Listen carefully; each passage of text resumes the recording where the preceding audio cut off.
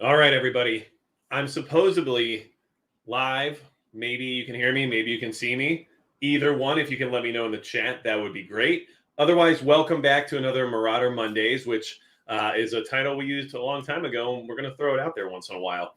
But I am glad to see you all. Welcome to our weekly get-together where we try to basically network, communicate with each other, talk about what's going on right now in the world over the past week as well as currently, and then also try to figure out ways we can become better prepared by communicating with each other and spreading information. So thank you guys so much for being here. I appreciate it. I see 5x5s coming in the chat. McBean Scottish Fitness. We got Durgan here, Idaho Grown Prepper, Isaac Haney. Let's see here. Frank Numez, Arkansas Whoop Ass. We got Dave Simmons, Gene A, Grisio Nemo. Good to see everybody. Holly Tenney. Awesome. Glad you all are here. And obviously there's a lot going on in the world. So, tonight's live stream is about obviously the current stuff that's happening. We're going to go over a lot of information, talk about different articles, of course, and do our usual weekly routine. If you're new to this live stream, make sure you guys, subscribe and come back every week if you want to get more intel and information about what's happening in the world, as well as the discussions we have in the chat where people give each other their opinions and their thought process on what else is happening out there. So I think it's a valuable source of information, even if you don't like any of my actual videos. That's fine. But Steve D, I didn't mean to skip you. It's just that, you didn't show up right at that perfect time when my eyes were able to look away from the video currently happening. So, Oi to Tudian, good to see you as well. Gray Man, thanks for being here and taking care of everything that's going on. Adriana Volpini, good to see you. And we have the baby car. Awesome. Now, obviously, there's a lot happening, and prepping fatigue and maintaining readiness is something that we have to balance. This is very difficult. Mark Fallows, thank you so much. As usual, I really appreciate your support, always taking care of the channel. It's hard because right now prepping fatigue is about, to set in for a lot of people. And it's very strange because the timing lining up from March of 2020 to what's happening right now is all lining up so similarly that we're going to find ourselves in a lot of the same positions we were in at that point in time as well. And what's funny is right now you can't see my hands, so you can't see how much movement I actually have going on below the camera. It's just my little tree tool to save you from my ridiculous amount of hand motions. Now, McLovin, I'm okay with that. I can handle that if that's how I have to look. I have thought about getting a corduroy suit or something along those lines sometime soon here. So now, what I want to say is that prepping fatigue is an issue, and it's going to be an issue. And what's happening is because this whole situation happening overseas right now is taking so long in the sense of, compared to what the mainstream media would have you believe a foreign invasion would take a country to accomplish.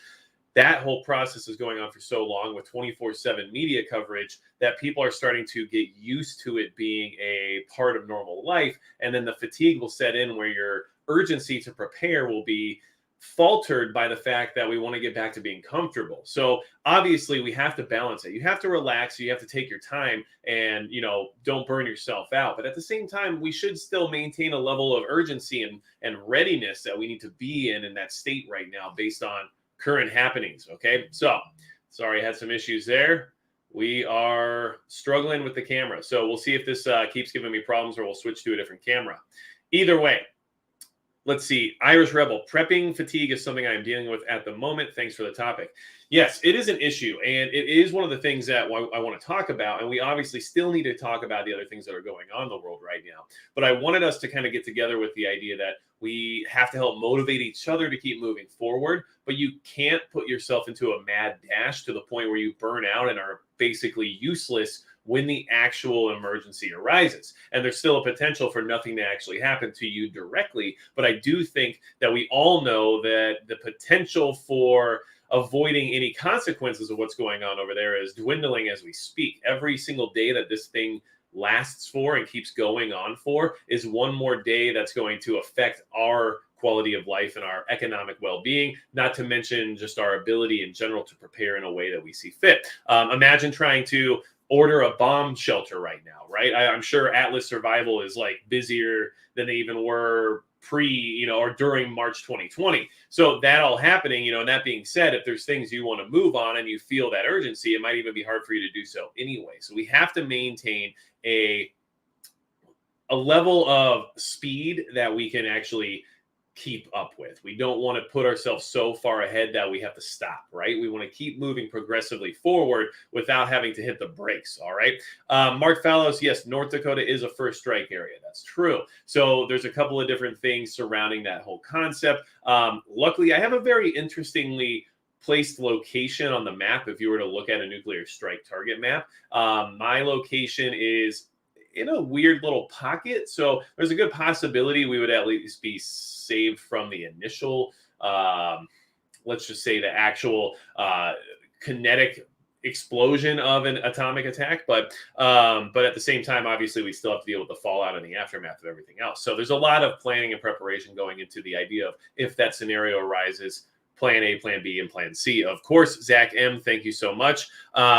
Hey, good to see you. The Bitter Critter is here. Tony Wilson is here. I just picking up my Mira hazmat suit this weekend. I could probably only get a Wish bunker to ship me in time.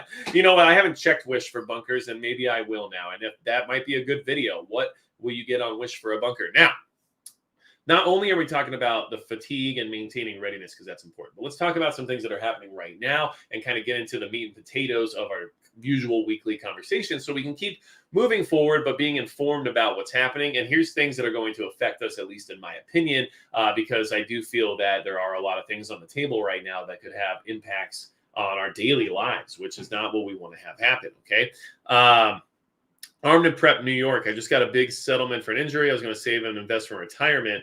I'm going to go through quick and make sure we are safe. Well, look, here's the thing. I'm not a financial advisor, so I'm not going to tell anybody what to do with their money. But what I will say is that I think that balance that we just talked about in the sense of motivation and energy and moving forward and preparedness has to be met financially as well. You have to plan for the future, which is also what preparing is. So I'm prepping because I want to survive, and then I have to deal with the future of after surviving whatever situation arises. And that's how you should kind of consider your financial situation as well, because after the fact, you might still need those resources or who knows what. So just keep those things in mind and make sure you make good decisions right now and don't put yourself in a bad situation due to the pressure of everything that's happening. I think that's a big thing that we have to be considering right now. Okay, so let's go ahead with some information that's going on. So here's something that's going to affect us here soon, okay? So we know there's a lot of information coming out of Saudi Arabia currently, right? So Saudi Arabia right now is saying it's not going to bear any responsibility as a country for a shortage of oil supplies. And they've been dealing with Houthi rebels and attacks lately that are going to cause issues. And back in like 2019, they had a big attack on 2 of their refineries that almost shut down their production to 50%. Now, here's something you have to consider, okay? First off, they're already denying any responsibility for affecting the oil supply because the whole market is so out of whack at this point in time that this is going to have some blame placed somewhere, and they're trying their best to avoid it, which the blame doesn't matter at this point in time. What matters is how it affects us being able to operate on a daily basis. Now, the other thing to consider is that they are bringing a lot of information out that usually would be kept a little bit closer to home. And when I say that, the reason is because generally whenever they talk about things related to production or oil or anything else, it can cause market swings because they're such a big player in OPEC and everything else related to the oil industry that anything they say can actually change the way the market is moving. So that being said, we should at least pay attention to what's happening over there based on the fact that we're looking at, $112 a barrel for Brent crude right now. And we have rebels over there launching attacks on that kingdom. And here's the thing you have to keep in mind. In 2019, they were able to shut down 50% of their production from these same Houthis attacking those refineries. Anything like that can happen and compound the current scenario that's already happening and create a really big problem for us. So those attacks are already happening right now. Okay, there's some other things going on with the whole Saudi Arabia situation as well that is even more concerning in my opinion. They're considering accepting yuan instead of $1 for oil sales. Now, this has been in talks for like the last 6 years or so, but basically negotiations have stepped up since 2022, and now we're talking about at least changing over some of their transactions to go to the yuan instead of the US dollar.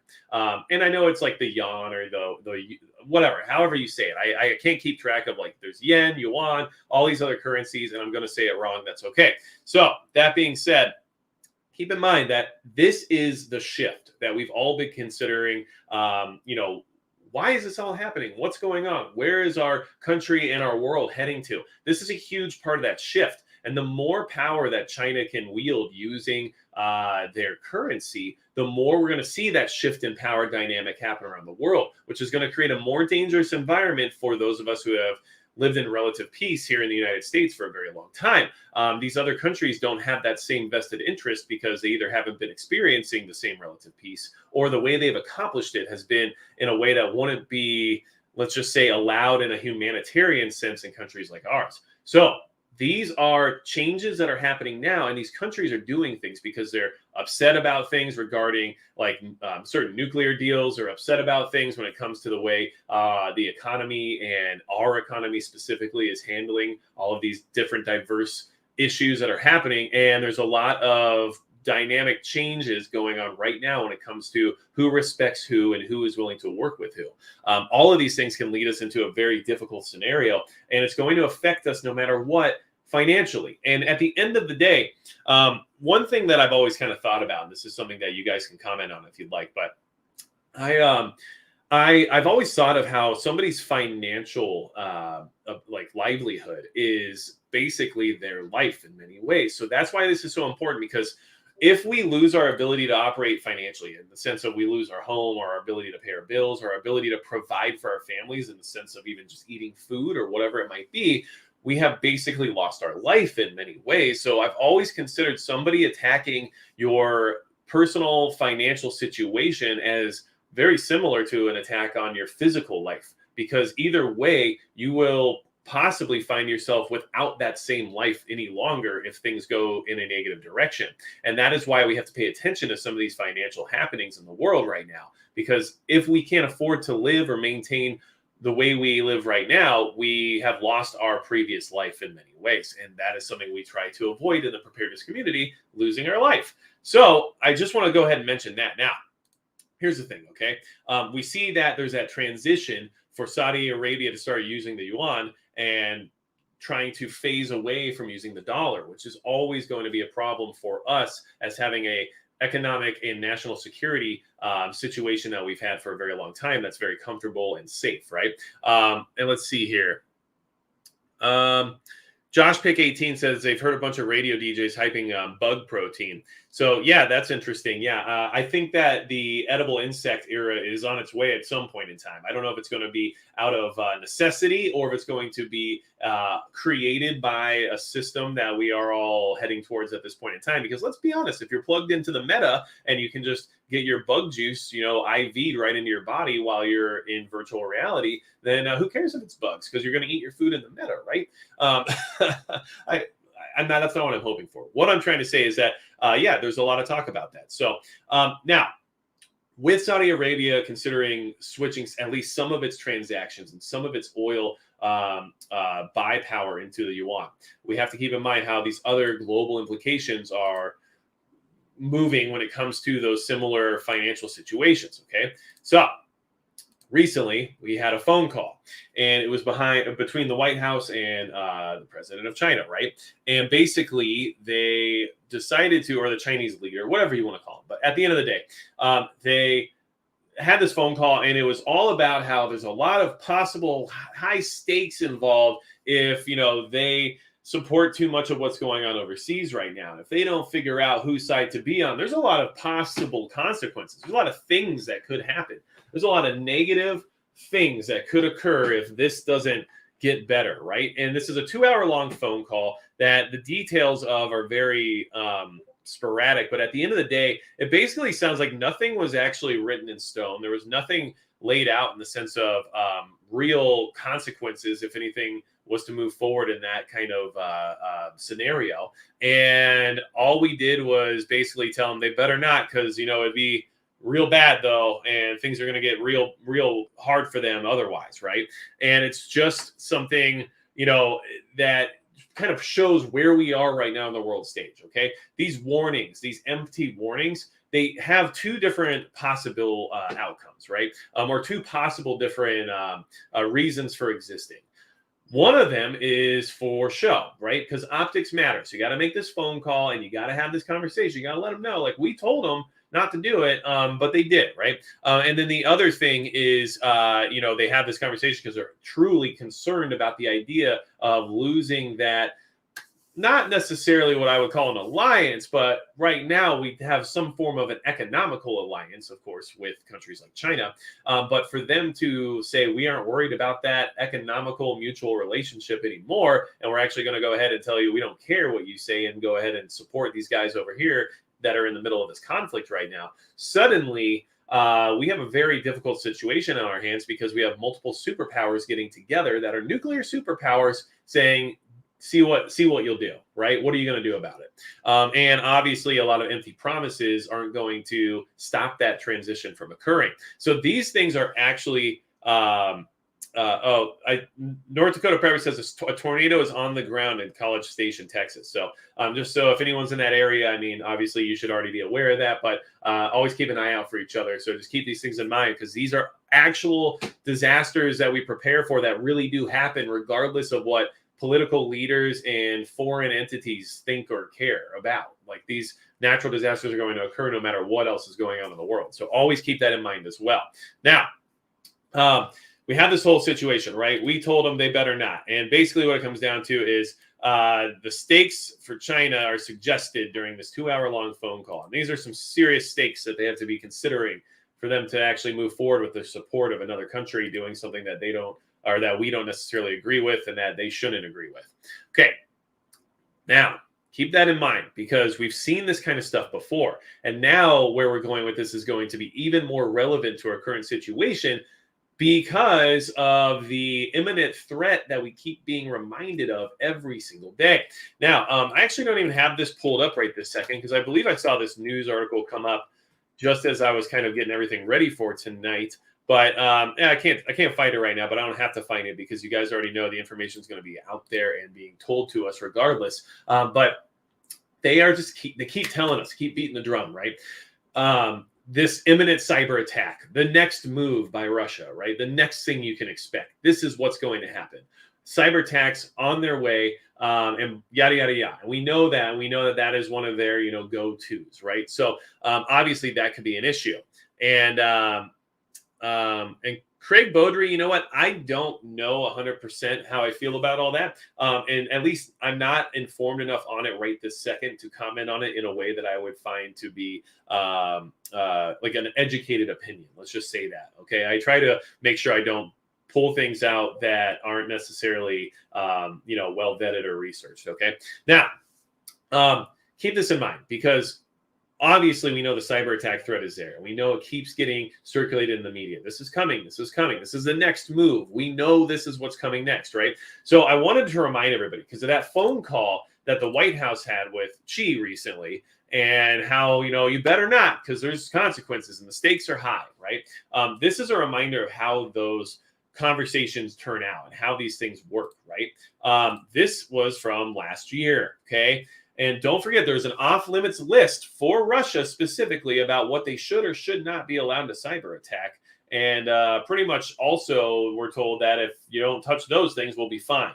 This is an issue because this is a list that they don't care if they get in trouble for targeting or not. And B, it's a list of things they know are extremely important to us that might actually cause a problem if they decide to target them. Now, they already know this information in many ways. But what I'm trying to say is that this was the same approach that was just used with President Xi of China and was probably ignored in the same fashion because not only do we give a list of don't attack these critical infrastructure entities that we are worried about because that's just not fair. But now we also know that they cared so little about that concept that they invaded another country. So all of this stuff kind of lines up to kind of show you where we are heading and kind of how vulnerable we're becoming.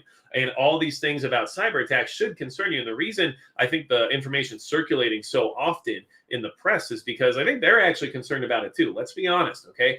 If a major cyber attack occurs and there's denial of service of any news outlet, they lose money starting immediately, right? So they have a financially vested interest in not having these attacks occur. So they might actually have intel or information suggesting these things are very imminent, and they might really actually be worried about them, not just playing the fiddle that they usually play during these times. And I do find that to be an interesting concept because here we are.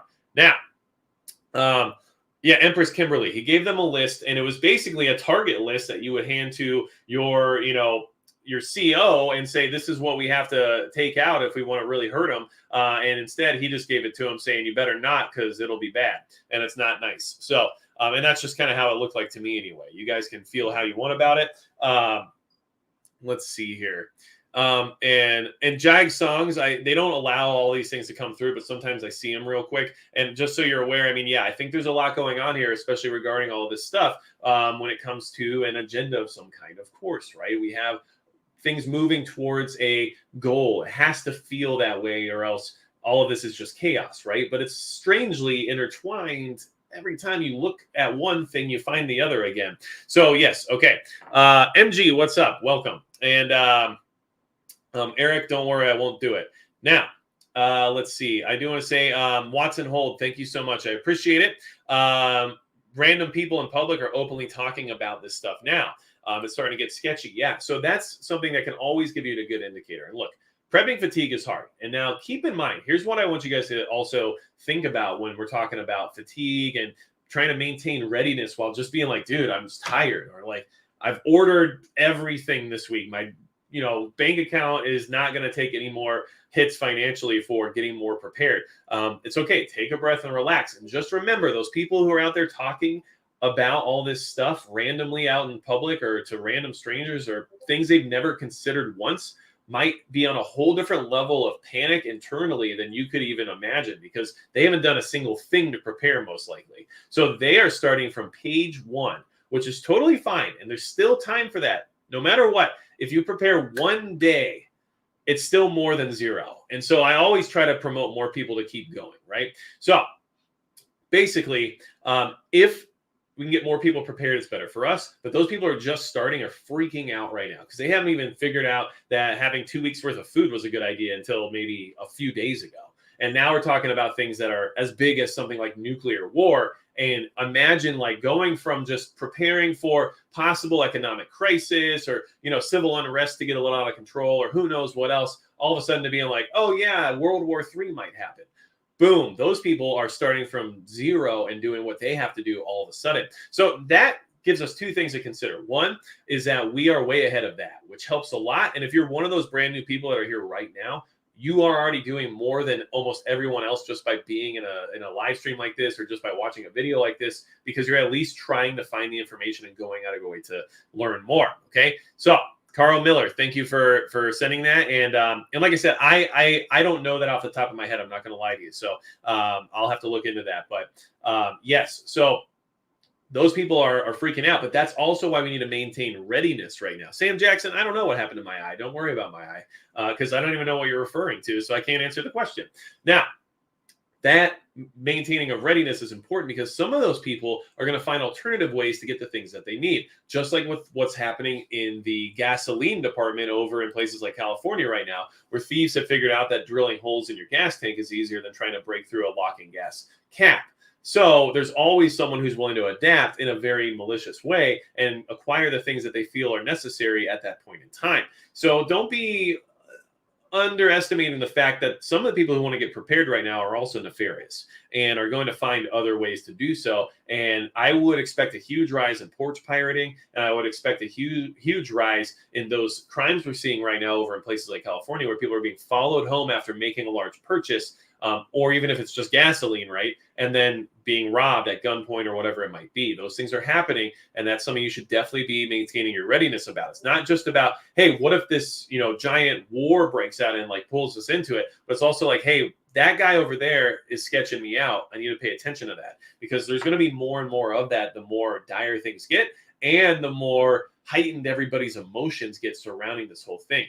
People in the preparedness community do have a benefit. We can actually calm ourselves and have some peace of mind by saying, hey, you know what? I've got 6 months worth of food. Like, I can relax a little bit. If things fall apart today, at least I know I'm going to eat for a while. But those people are like, if things fall apart today, I don't know what I'm going to do. I'm going to have to rob somebody. And that is something we should definitely be worried about too right now, which means more things for you to consider. Okay, now, Hudson Valley Prepping and Survival says, keep your batteries charged and vehicle fueled up and in good repair just in case. And I agree with that. I'm looking at some, I've told you guys, I'm looking at some tires, and I've been having some issues with the tires I currently have. And that's a huge issue. But I also am making sure that, fluids are topped off and all those things are taken care of, because, if you can't get those things one day, or if you find yourself having to evacuate or something like that and your car breaks down because you didn't maintain it, that's going to be a big problem. Now, Prepper Now, thanks for being here. Thank you for modding. I appreciate it. Andrea Tyler, $40 for 8 gallons of gas today. Yeah, I know. Trust me. It is getting kind of tough out there. And then let's move on, because we were talking about the cyber attack potential, right? And we saw that our White House luckily gave Russia a no attack list last year. So we know all those things will be completely safe from any kind of attack. So we don't have to worry about that, luckily. But we do have information available to us that we can always reference.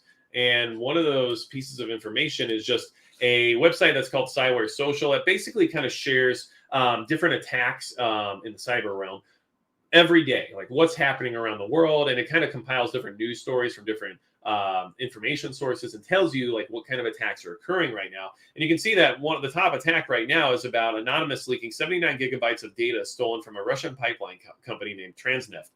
Now, that being said, always caution any activity done by any group who's not willing to put a name on it, right? So Anonymous could be anybody, and Anonymous could be, I don't know, Russia. It could be anyone. So yes, they might be doing these things as kind of a white knight situation, which whatever benefits that has, you tell me at the end of the day. But the other thing is that this could all just be another form of disinformation, which then leads you to the wrong conclusion. So keep those things in mind.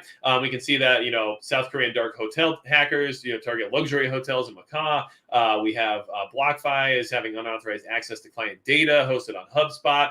I saw all kinds of stuff like this. So, every so often, here's a dental care breach that affects 1 million Texans potentially. These are all things that we can at least keep an eye on. But obviously, if something major happens, I think we're going to be relatively aware of it. But these are things that happen every single day. Thousands of cyber attacks happen every single day.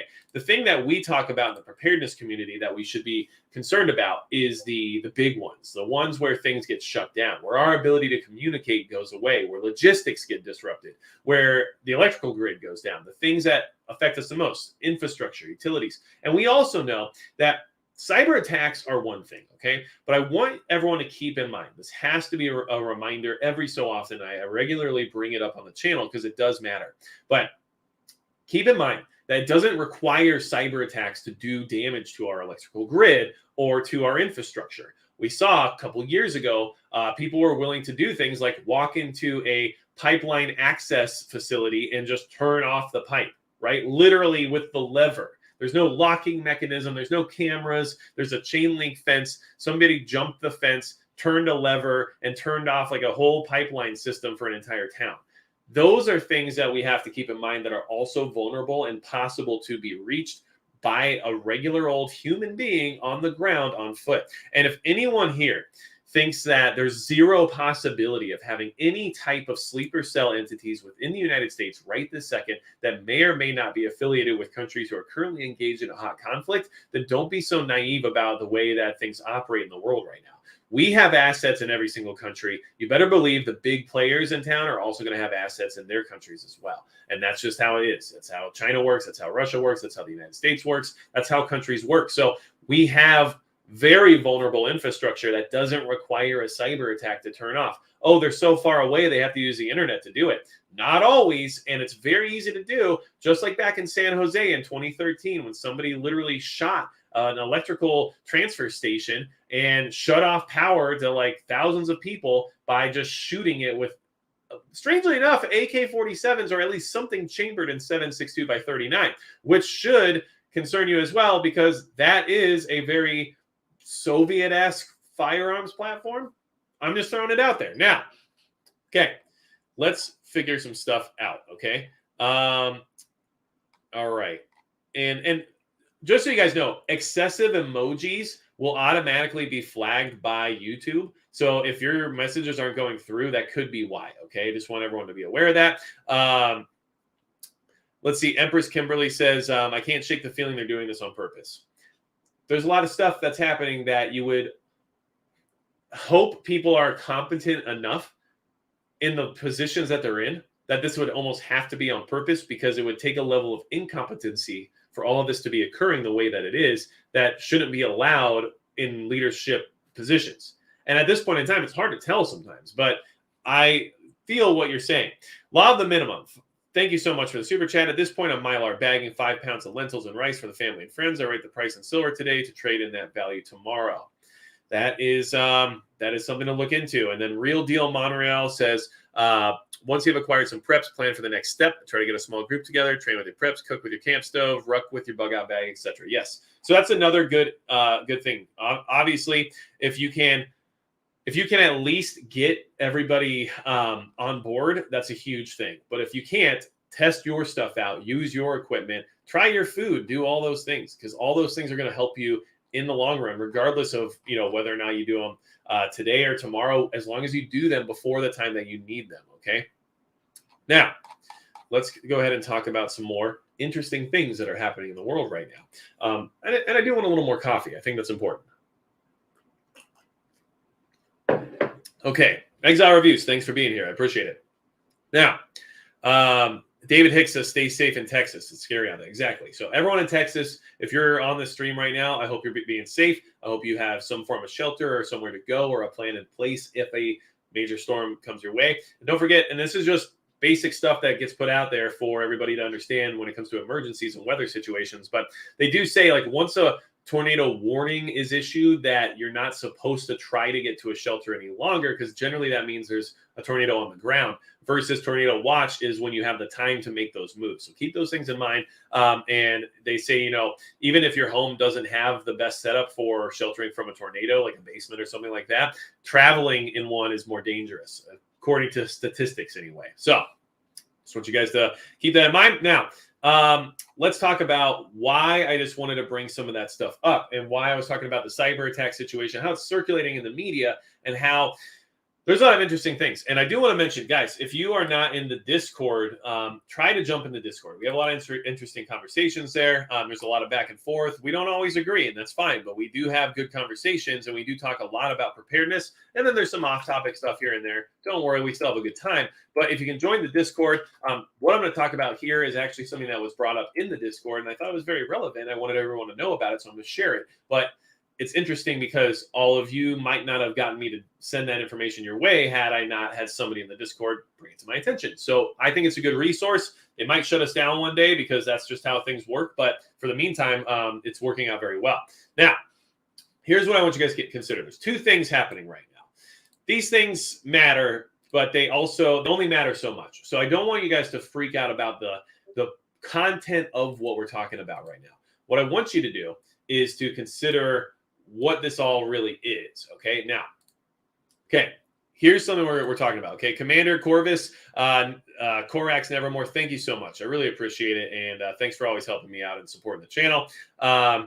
Let's see. Isaac Haney, it must be a streaming night. Look, Isaac, I'm pretty sure I've claimed Monday nights. I've been doing the Monday for a long time now, almost a year we're almost at. So if anyone else is streaming, it's on my night. That's how I'm throwing it out there. You can tell them. I don't care. That's what we're doing. All right. So now, okay, here's the PolitiFact, right? This is what they're telling us. This isn't a question, right? This is, people are worried about this whole laboratory situation going on right now, right? And I have to be careful how I say this, or else suddenly we'll be not speaking anymore. And then this is their answer, right? This is just how it is, okay? And this is from PolitiFact. They're always checking things for us, trying to help us out, right? Great, okay. Then, like I said, don't put too much stock into the information here. I'm trying to get to an actual point here that is actually maybe more important, okay? Then we also have this, okay? Wait a second. There's proof, though. Well, okay, but considering the source, all right, there's still plausible deniability, right? Because, everybody's got their share of all the good stuff coming out right now when it comes to state-run media and things that are being told to us for, certain cause and effect. And obviously, I think this topic that we're talking about right this second, when it comes to this stuff going on right here, is relative and important. But what I'm trying to utilize this example for is this exact thing right here, okay? And maybe not everybody's very aware of this, but I thought it was important. And this is what actually was shared in the Discord that I thought had some relevance to what we need to kind of consider these days. Okay. Let's see here. And let's see. All right. Now, this is an article from 2013. Okay. There is an act, right? Or there was an act that's called the Smith-Mundt Act, which basically stopped state-run information from being spread to the public. They weren't necessarily allowed to just force feed you with different forms of media that would make you believe or maybe even feel any way politically or ideologically about a certain amount of information. Okay. And say what you will about it, but basically this all went away in 2013. Okay. That had at least some standing in the sense of protecting some of the information that was being sent out to the public from being overly, let's just say, promoted by the government. And here we are now, right? 9 years later. And what I just showed you was two different articles from two different sources that had two different complete answers to what the question was in regarding laboratory existence, right? And what we have to keep in mind is that right now, this whole scenario is just through the roof when it comes to state-run information being spoon-fed to everybody around the entire planet. And it's all over the place. And obviously, when you have entities like TikTok and TikTok influencers being invited or at least briefed by the White House on ways that they can try to provide better information to people surrounding the current crisis, that should tell you immediately that things are being sent to you via certain handlers, right? So we have this situation in place. It's hard to believe every single thing that you read and everything that you hear.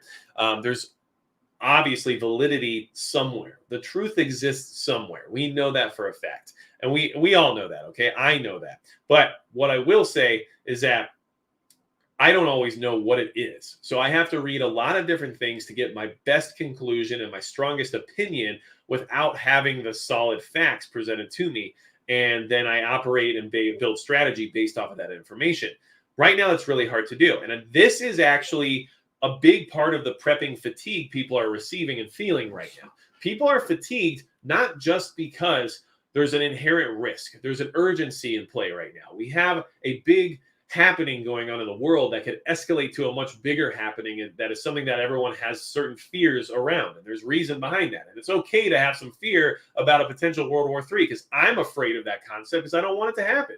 So it's okay. But what I'm trying to say is that this stuff, this back and forth of this is true, this isn't true, we have proof, that proof's not real, all of it is just tearing apart your ability to put that energy into something more productive. And it's something that we're going to have to sift through for the next long while, because not only are we already inundated with it every single day by any other source regarding any other topic that comes from the government or any official source, but during a time of conflict, it is through the roof. And it's gotten to the point where you can have verified sources from both sides come to a completely different conclusion. And this is a big part of fatiguing ourselves because we're trying to keep up with all of this. And this act that went away in 2013, the Smith-Mundt Act, is a big reason as to why it has escalated so vastly over the last almost decade now at this point.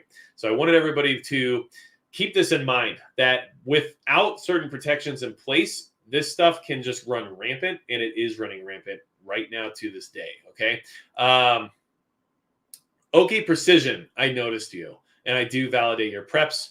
I hope you enjoy that validation. Now, David Hicks says, been a subscriber for a long time now. Great shows. I did not know about the donating until watching the People's Convoy, Oreo Express, etc. So here is lunch. Thanks for the videos that you all do. Stay safe, everyone. Well, thank you so much. I really appreciate that. And thanks for the kind words. And I just always say this, and I know I say it and it sounds kind of lame, but if you're not supporting yourself yet in the sense of preparedness, don't support me financially. You guys watch my videos, you subscribe to my channel. That's a huge support in itself, and I don't ask anything additional from you. So if you're doing that, please make sure you have yourself taken care of first. I always hope for that, okay? Now, Rainy path. I know. I can I'll be the prep validator. That might be something. Okay. I might not be the most qualified for it because there's people who are much more prepared than even I am. But hey, at the end of the day, at least we can feel good about it. So, all right. Now that we're done talking about how that rampant amount of state-run information is all over the place from all sides, and that we have to do our best to not get drowned in it, but we also have to keep in mind that it exists and it's going to make things difficult in the sense of gathering quality intel. GG, keep prepping, but don't get overwhelmed. Just do one step at a time. Take it slow and don't panic because of what's going on right now. Don't make bad decisions, especially financial ones that could actually hurt you just to try to get ahead right the second. You have to keep long-term in mind as well. Just my 2 cents real quick, all right? But still a lot of other things going on. So keep in mind that food is still going up, guys. It just is. And I don't want to keep beating that dead horse, but listen, like it's going up. And here's the big problem. U.S. growers can't even cash in on it right now. So now we're playing the market game once again. And this is weird. Just like 2020 and probably in like March of that year. It's so weird how this is just so similar.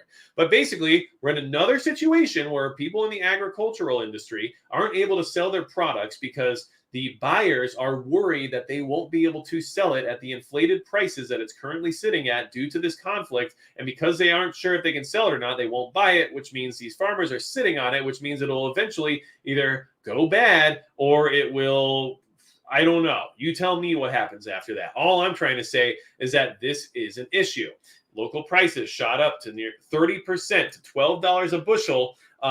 And that's the highest in 45 years in farming near the western Kansas town of Healy. Okay, this is what it's going to be looking like. If grain goes up 30%, so does food in general. Okay, and food producers have to try their best to balance price increases. So if they can cut prices on one product to try to make something that's still accessible for someone like you and I, but then have to still charge the amount on another product, they will. But a lot of times what you'll see is a leveling. And a leveling means everything goes up, but the increase on, that steak pays for the lack of increase on that wheat. Something along those lines. But basically, you can see either one happen. I expect a more of a leveling situation because when one product goes through the roof to the point where you can't afford it, everyone just turns to a different product and tries their best to wait it out. So this is going to cause everything to go up, and this is going to be a big problem for a very long time. And the fact that our growers can't even cash in on what's going on right now, it's not about them cashing in. It's about them turning in their harvest. It's not like they can just go do another harvest the next day and just wait for the next price decrease to occur. That's not how that works. So we're putting ourselves backwards once again. Here we are. Let's see. Potato Head, you've been exhausted since Potato got in office. I don't know. You are Potato Head, so I feel like that affiliation would at least give you something to write home about, right? And honestly, it's just where we are. I mean, this food is going to get more expensive. There's nothing else that I can do about it or say about it. It just is what it is. Mike McDonald, remember that show Doomsday Preppers? Yeah, that is a show. I learned a lot from that show. I did learn a lot of like what not to do. I also learned how to not make my family hate prepping. And I also learned that you can build things that I'm pretty sure are illegal on TV and no one cares. I don't know. That's just me. So, but keep in mind that this is all happening. Your food will be more expensive no matter what. It just is what it is, okay? Now, there are some other things that are still going up in price too, and they haven't gotten as much attention lately because there's a lot of things that need attention. There's just so much attention that's needed at this point in time that we can't pay attention to everything that needs attention, which is a problem, okay? So here's something I want to Mike McDonald, they should definitely do a new season on Doomsday Preppers. Well, they might. And I wouldn't lie to you that different entities like that have reached out to me from time to time. But my biggest concern is always the turn you into a wacko psychopath on TV for everyone else to make fun of versus actually providing quality information that might help somebody be more prepared. Just my 2 cents on it. It gets me worried. And Angry Pepper was on there. I know. And he's giving me that rundown. Trust me. So now, other things that are getting more expensive. This should actually be something for you to consider, especially if you have projects coming up for this summer. If you have projects coming up in the sense of building a home, if you thought you were going to build a bunker, or even just something as simple as a root cellar, or who knows what. But lumber is still a problem. And I don't know if anyone's paying attention to it because honestly, it's boring, right? Hold on, we got to get that taken care of now. Oh yeah, check out my bra commercials. That's all I get anymore. I ordered my wife one bra one time, because it's something she wanted, and here we go. It's all I get. So let's see. For a 4x8 sheet of plywood, we used to pay $10 a sheet. Now we pay $100, said Tamir Saham of Lawrence Homes and Development Corporation. In December of last year, it was up 300%. Now it's going up 10% more every week. Lumber is ridiculous, okay? I'm not in construction. I don't follow, building materials in the sense of like market values and stuff like that. But this is an issue, and this is going to cost people a lot of money. And what do we have? ND Predator.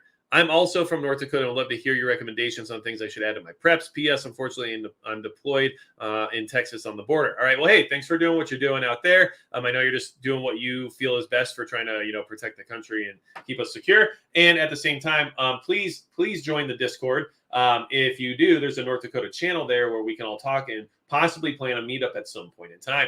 And there may be some meetups, who knows, in other states, maybe this summer, where we can all get together. You never know. I'll let you guys know the closer that all comes to fruition. Now, let's see here. So this wood situation is a problem, and something I also thought would be at least interesting for everyone to be aware of, because I didn't know if this was getting much coverage either. But I believe in 2019, Russia was the largest exporter of softwood lumber. Keep it in mind that that's another thing that's going to just be affected by what's happening right now. Now, look, speaking of lumber and everything else that's going on, okay, and people might be interested in buying houses or moving or trying to figure out what they're doing. You guys all know I've worked with that company, fleethecity.com, and one of the things that came up recently was whether or not when you fill out their contact form, if it sells your information or shares it with third parties or anything like that. So I talked to the owner, and everything is confidential. It goes directly to the owner, and it's all encrypted via Proton Mail. So at the end of the day, it is a safe and secure way of contacting them. Just make sure if you do contact them that you're just more focused on moving to places like northern Idaho or Montana. Basically, that's the two states they're operating in right now, and only contact them. I mean, if you have a vested interest in trying to move and acquire real estate, keep in mind it's a real estate company. So if you're not trying to buy a house or something, there's not much they can do for you. But these are just things I wanted to bring up because we were talking about lumber and I started thinking about construction, and they are planning a preparedness community at some point in time in the future. And that's one of the reasons why I thought it was an interesting relationship, just because that would be something I'd be more interested in, is having a community of like-minded people who could band together and create that mutual assistance group that we all desire. That's hard to put together just walking down your street. But if it's a designated community specifically for that, with, I don't know, like a shooting range and everything else involved as well, that might be something that I could get on board with. So just wanted to go ahead and mention that as well. And, if you do go check that out, I mean, just keep those things in mind. I just wanted to bring that up. No information is sold or anything like that. And it is encrypted through Proton Mail, because the guy who runs the company is just like you and I, doesn't trust things like the government and doesn't like people to be in their business that they don't want to have to be around. Let's just say that. Okay. So now, Rob Sinelli, maybe, I guess, I'm I'm having some issues now. Mac 2 Day, do you ever run out of clickbait? Well, no, of course not. I'm a prepper, so I have lots of everything stashed away. So you better believe that. Keep it in mind. Now, I will go ahead and get rid of the Russia thing. And I know prepping fatigue and maintaining readiness is such clickbait. It's very difficult to discuss something that's probably affecting most of the preparedness community. But thank you guys for coming here anyway and not falling for the clickbait trap. That was the title that I had today, rather than a similar title that I could have used, something along the lines of, I'm freaked out by this really bad thing and I'm going to go drive off a bridge. So I'm not going to actually do that. So don't flag me, YouTube, for saying things related to self-harm. Now, what I want to say is there's another reason for your fatigue and your inability to maintain readiness that I think needs to be discussed immediately, okay? And that's a very basic thing, but it is something that we can talk about that I feel needs attention right now based on what's happening, okay? This is from Harvard International Review. I source from all over the internet, guys. So don't feel like I take biased points of view from every little thing. I understand Harvard. Trust me. I don't necessarily agree with a lot of their ideologies, but there's just information surrounding something that's called too much information, ineffective intelligence collection. Now, this is an interesting thing because I thought this applied to our inability to maintain readiness and fight fatigue because of information overload. And one thing I thought was very interesting in this article is that, I'll just go ahead and read it real quick, but the US intelligence community is currently inundated with information. This poses a serious challenge to effective intelligence work.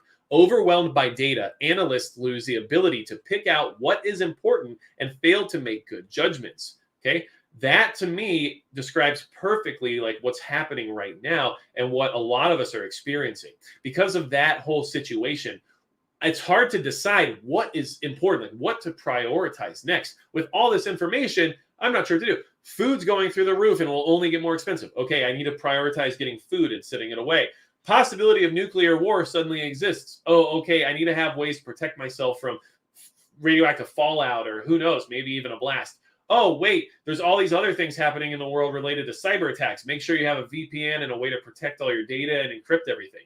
So you're sitting here and you're trying to think, okay, I have finances that are not safe. We have the idea now that crypto wallets can just be shut off according to what happens in Russia, right? We have all this other stuff going on where it's like, I got to move money around. I got to get cash out. I should get precious metals. I need to make sure that I have enough food, but the water storage doesn't equal the food. So what do I do if I run out of water before food?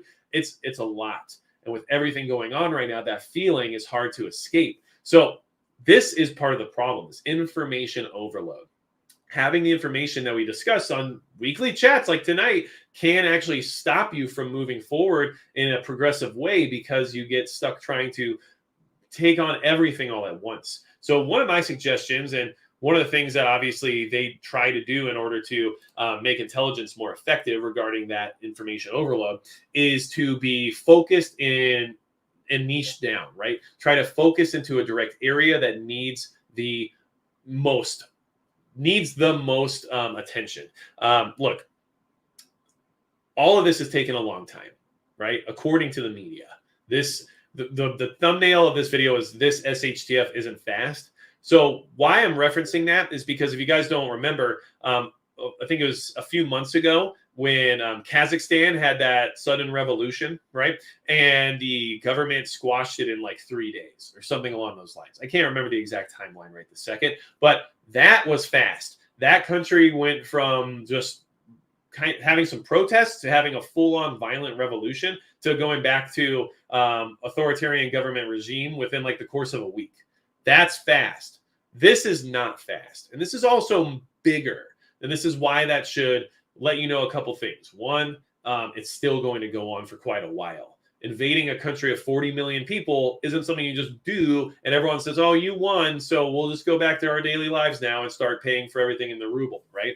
But the other thing that you have to consider is the longer this goes on for, the more risk there is, and the longer you're going to feel the urgency from this situation applied to your preparedness, and that fatigue is going to set in harder and harder. And that's why we have to kind of band together and try to maintain a level of motivation and forward movement together in order to make sure that we don't fall behind. There's so much happening in the world right now that I myself have my own priorities kind of back and forth. Look, I am trying to figure things out. Kill It and Grill It says, hey, Carrot Top, good to see you. I'm just like, I am a relatively humble guy, but like I will take that as somewhat of an insult. Carrot Top is an ugly dude, and I don't care what anyone says. So thanks a lot. Anyway, let's see. But what I will say is that because of the length of time that this SHTF event, which this is, like if you're in that region, this is big deal stuff, right? Like this is the thing that you and I would be preparing for. This is the Wolverines moment, right? Which is a great poster you guys made me buy a long time ago before any of this was relevant. So thanks for that. But what I'm trying to say is that it's taking a very long time because that's how these things work. This is a big deal, and big deals don't happen overnight most of the time. If we get hit by an asteroid, that's fast, okay? But build up to a possible global conflict is going to take a while. It always has. And when you look back on history, it's easy to think of things as happening quickly because when you're reading through history, it doesn't have that relevance. It doesn't have any like relative feeling to your life, right? You don't necessarily get to look at, oh, June 6th, 1941, this happened. And then, September 8th, 1942, this happened. And then you feel like, okay, yeah, this is a lot of interesting, timeline. And wow, that war was over within, 3 years. But the buildup to it was just as long, if not longer, right? So those are things that we have to keep in mind as well, because reading back on history doesn't make us feel that actual scale of day to day buildup towards something. And back then, they didn't have a 24/7, 365 news cycle either, which is hugely a big part of the issue. I don't necessarily spend my entire life reading through the news, but I will say I stay on top of it quite a bit because I also feel somewhat obligated to know what's happening and to build my opinions based on educated sources. But I have to take a break sometimes, because if I had just stayed on the repeat news cycle, I would run out of energy and time for everything else I have to do. And there's a lot of good things being said right now. One thing I heard in the preparedness community here recently was that, like, we still have to do things. Okay. So, like, we still have to get out and do stuff.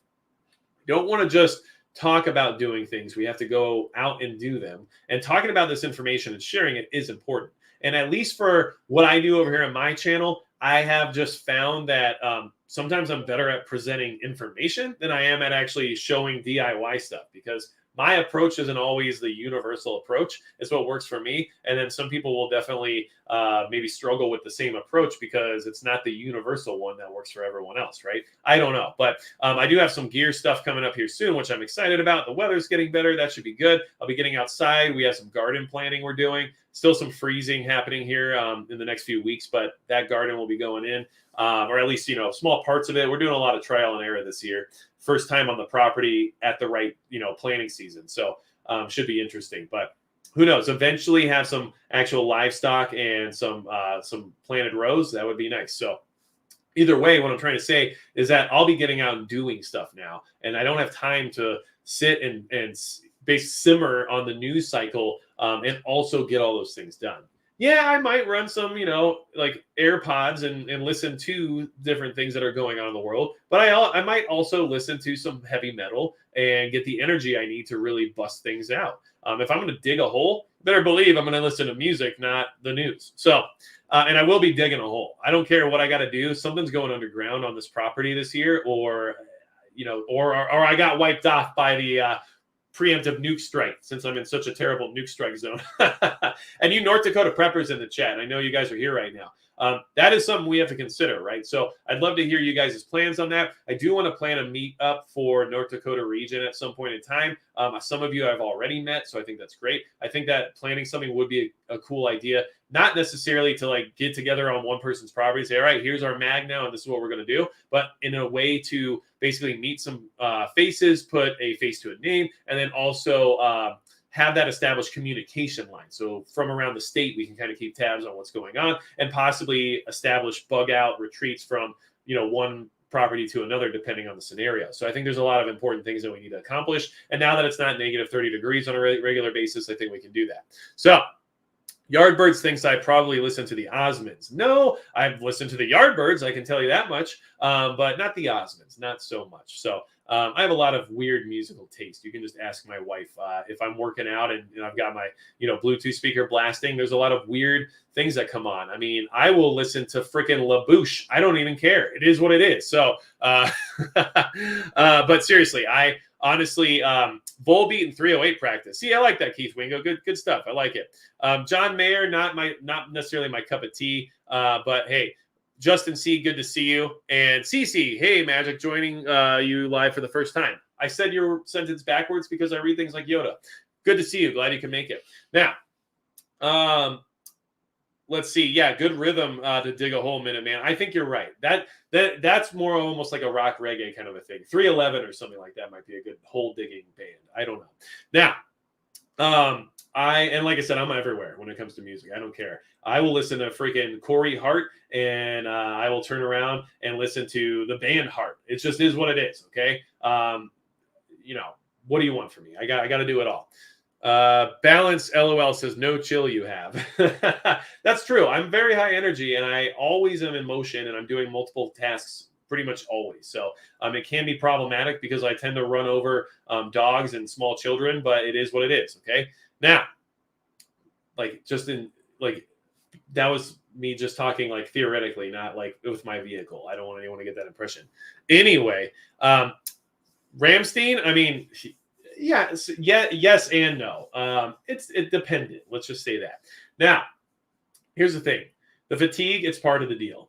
It is. And I've been through this for a while.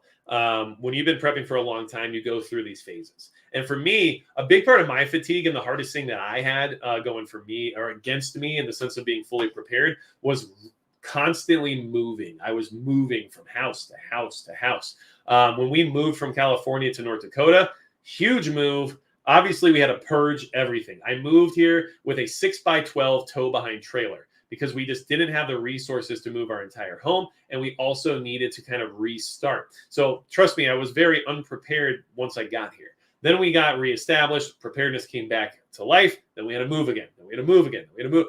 Now I'm finally settled down. I can be more prepared, but it was a huge toll on me trying to be as prepared as I wanted to be. And it was fatiguing to try to keep up with preparedness and moving and finding a permanent location and moving. At one point, we did have a permanent location. Many of my earlier videos were actually filmed there. And it was a nice little farmhouse that had 3 acres, had a basement and all this good stuff. But it just wasn't structurally sound. And I wasn't going to have the time or resources to make that house worth living in. I guess that's the best way for me to say it. So these are things we have to deal with. Like that was my own personal struggle. Now I'm finally in a permanent location that has the things that I need, minus an underground shelter of some kind, which is something I am working on. And trust me, North Dakota preppers out there, you guys, I got some cool info for you guys at some point in time here. I should have a phone call this week, and there might be some new or cool information regarding the idea of like getting a shelter or something like that installed for you if you need that. So just keep that in mind. But I just want all you guys to keep in mind that we're on the same boat. Okay. Let's see. C. Griffin, how can a smaller town be an infrastructure target? It depends on what kind of assets the town has. It also depends on whether or not somebody's sending a message. Look, if you wanted to send a message to another country, you wouldn't take out New York City. You would just target something small to say, we can do this. We didn't affect your huge population and create chaos in the streets by doing so. But now you are aware that, that little town down there that has a population of 4,000 has no water, no power, and no natural gas, and it's because we said so, right? So that's the only way I could see something like that maybe going down. And then the physical aspect of an infrastructure attack could easily affect small towns, because usually it would be a physical attack that wouldn't be on the scale of a military attack would have to require, small man operations, which could only affect certain areas for as much as they could do, basically, is what I'm trying to say. So sorry, I couldn't spit that out of my mouth. All right. All right. Steve Howe. None of us will be safe until Bieber is deported. Okay. Well, I mean, that might be true. I'm not sure what his affiliation is with any of these negative entities out there right now, but totally understand what you mean. So listen, I'm concerned about current events. I'm concerned about what's happening. And I will say, the rhetoric and everything else going on in the preparedness community right now, you get it from both sides. And you have those who are sharing their personal feelings, okay? So I think that people get a lot of things confused every so often. And I just want to kind of put this perspective out there, because prepping fatigue, it happens to everybody. Anyone on YouTube is still just a person, right? So it doesn't matter who you're watching.